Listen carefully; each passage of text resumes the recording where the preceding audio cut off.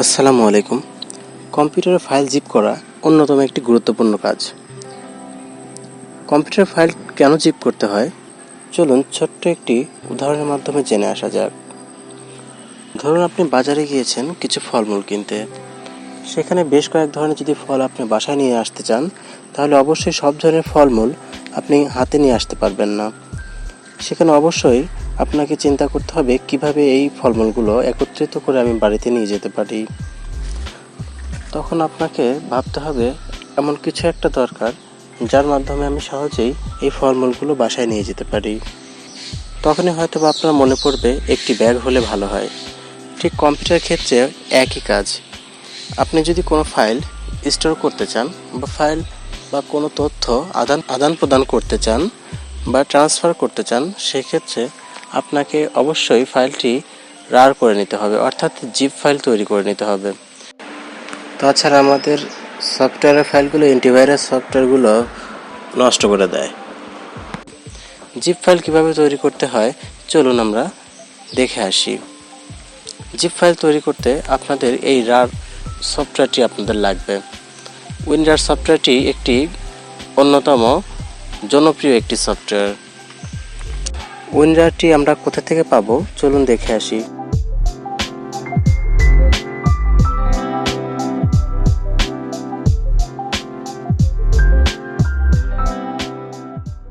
গুগলে গিয়ে সার্চ করলে এরকম কয়েকটি লিঙ্ক চলে আসবে। এখান থেকে softonic.com যে ওয়েবসাইটটি আছে আমরা সেই লিঙ্কটি ব্যবহার করব। এই ওয়েবসাইটটি একটি ট্রাস্ট ওয়েবসাইট। আপনারা চাইলে এই ওয়েবসাইট থেকে আরও অন্যান্য সফটওয়্যার ডাউনলোড করে নিতে পারেন।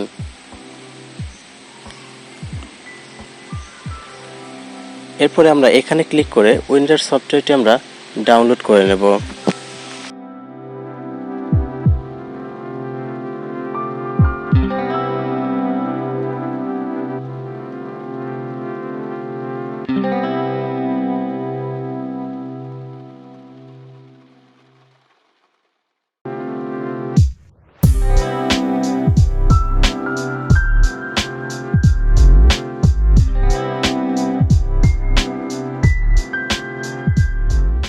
সফটওয়্যারটি ডাউনলোড শেষে এবার আমাদের সফটওয়্যারটি ইনস্টল করার পালা। আমার কম্পিউটারে সফটওয়্যারটি ইনস্টল করাই আছে, যার কারণে আমি সফটওয়্যারটি ইনস্টল করছি না। আপনারা সফটওয়্যারটি ইনস্টল করে নেওয়ার পরে ঠিক যে ফোল্ডারটা আপনারা রার ফাইল করতে চান, ঠিক সে ফাইলে গিয়ে আপনারা রাইট ক্লিক করবেন। রাইট ক্লিক করার পরে আপনারা নিচে বেশ কিছু অপশন দেখতে পাবেন। এখান থেকে অ্যাড টু রার বা অ্যাড টু আর্কাইভ এই অপশনটাতে আপনারা ক্লিক করলে আপনাদের ফাইলটি রার বা জিপ ফাইল হয়ে যাবে।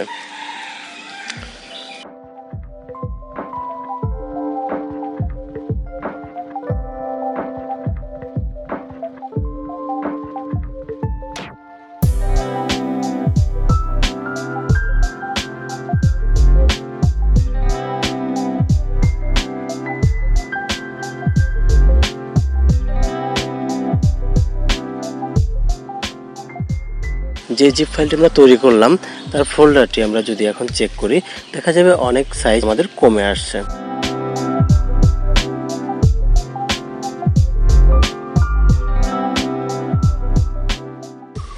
এভাবে আমরা যে কোনো ফোল্ডারের সাইজ কমিয়ে আনতে পারি।